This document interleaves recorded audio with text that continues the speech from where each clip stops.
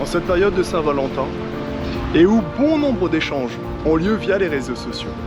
Certaines personnes continuent à parier sur l'humain et sur l'échange direct.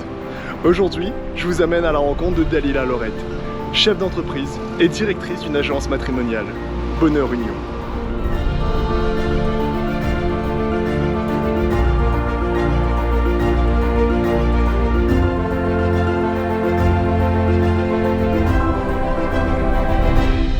Alors la première question que j'ai envie de te poser, moi, Dalila, c'est quoi une agence matrimoniale? Alors, une agence matrimoniale est une agence de rencontres sérieuses. Donc, en fait, les personnes qui s'adressent à moi, ce sont des personnes qui souhaitent construire une vie à deux. Quelque chose de solide, de durable. Parce que ce sont souvent des personnes qui ont eu une vie, déjà une première vie, une première expérience de vie à deux. Ça n'a pas fonctionné. Quelquefois, les gens restent ensemble parce qu'il y a des enfants, etc. Ils attendent que les enfants grandissent pour se séparer.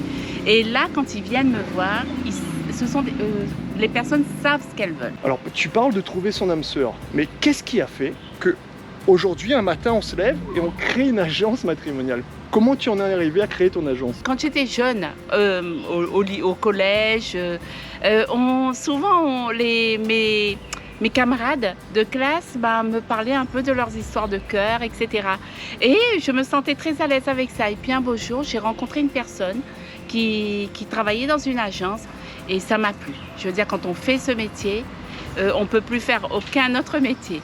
Parce que c'est un très beau métier. Donc en fait, si je t'ai bien compris, c'est une rencontre, c'est presque l'amour qui t'a poussé toi-même à ouvrir ton agence matrimoniale? Voilà, c'est l'amour et puis le bonheur.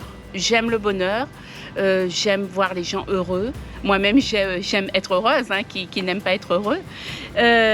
Oui, c'est ça. C'est que en fait, moi, j'ai rencontré mon mari, j'avais 15 ans et demi, j'étais au collège. Donc du coup, je crois en l'amour. Et je suis persuadée que c'est un moteur pour réussir dans la vie, pour nous élever.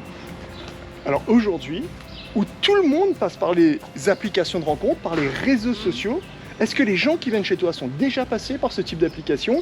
Est-ce que c'est des gens qui ne connaissent absolument rien à Internet, aux réseaux sociaux? Ou alors c'est autre chose, c'est ni réseaux sociaux, ni applications, c'est directement chez toi?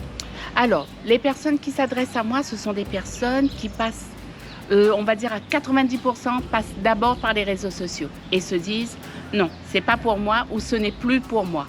Donc, ce sont des personnes qui s'adressent à moi. Ensuite, il y a des personnes d'un certain âge, par exemple 70 ans, 75 ans, qui deviennent veuves ou veufs et donc qui se disent je ne peux pas rester seule, je cherche une agence matrimoniale.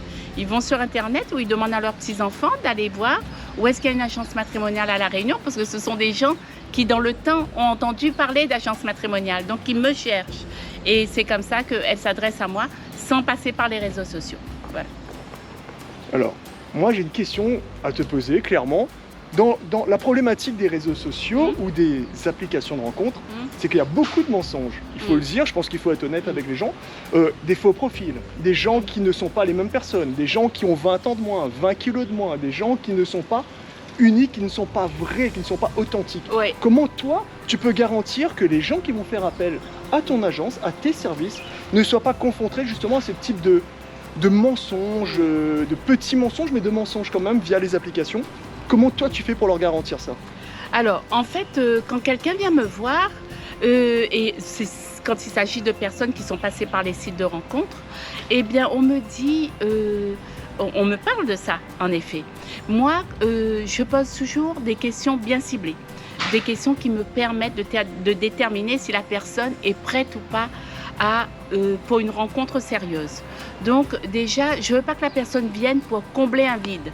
Je veux qu'elle vienne parce qu'elle a cette réelle envie d'avancer à deux, avoir un projet de vie, avancer et faire des voyages, aimer, donc démarrer sur des bases saines.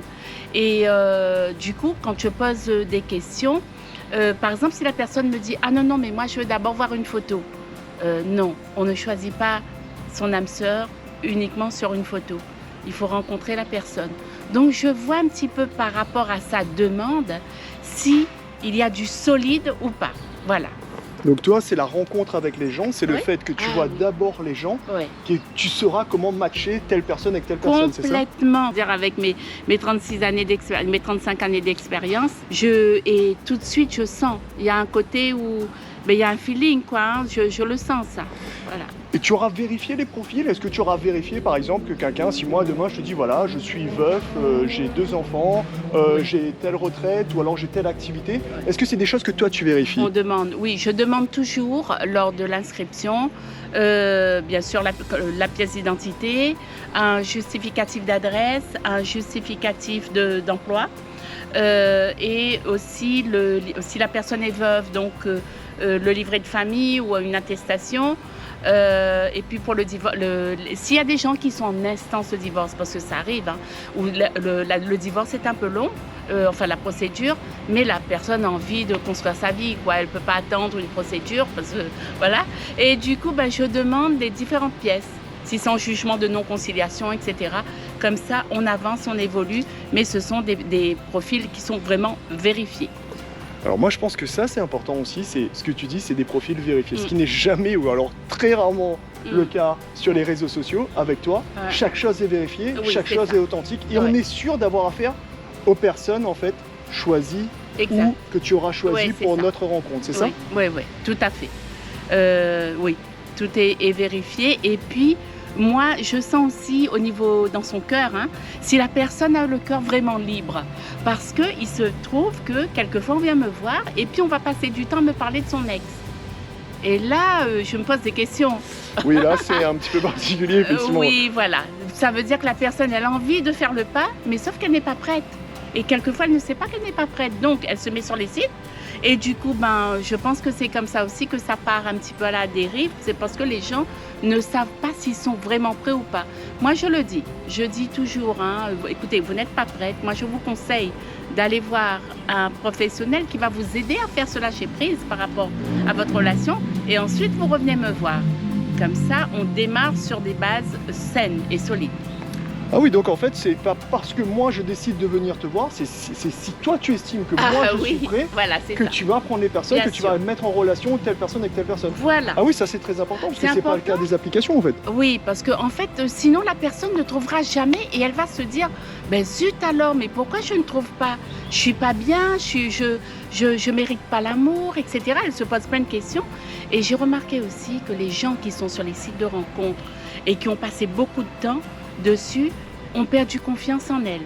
Ces personnes-là se disent j'ai pas cette chance d'être heureux, j'ai pas cette chance de trouver l'amour. Mais non, c'est parce qu'il y a beaucoup de maladresse, soit elle n'est pas prête, soit il y a de tout sur les sites. Je pense qu'il y a des gens qui sont sérieux, mais avec la masse, parce que c'est énorme, hein, donc du coup, les personnes ne ciblent pas forcément, ne sélectionnent pas forcément le bon profil. Je suis là aussi pour expliquer aux gens qu'un profil ne s'arrête pas à une image, à un idéal. Vous comprenez? Parce qu'on a tous un idéal. Mais vous savez, on peut aimer quelqu'un qui ne correspond pas à 100% à notre idéal. Et ça, c'est une belle découverte.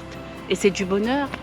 Donc en fait, toi, tout ce que tu permets, c'est de mettre en relation les bonnes personnes les unes avec les autres, malgré peut-être la fiche type que la personne aura cochée avant. Oui, je fais quelques entorses à la demande, j'insiste un petit peu. Ça m'est arrivé que la personne, par exemple, le monsieur, il me dit, Dalila, je rencontre cette personne vraiment pour vous faire plaisir. Et puis ça marche, ça match et jusqu'à aujourd'hui. Alors si moi j'ai besoin de tes services, si je veux venir te voir, il y a 2 agences sur l'île, c'est bien ça? Exactement. Une agence à Saint-Denis et une autre à Saint-Pierre. Merci beaucoup Dalila. Je vous en Merci prie, pour cette rencontre, surtout en cette période de Saint-Valentin.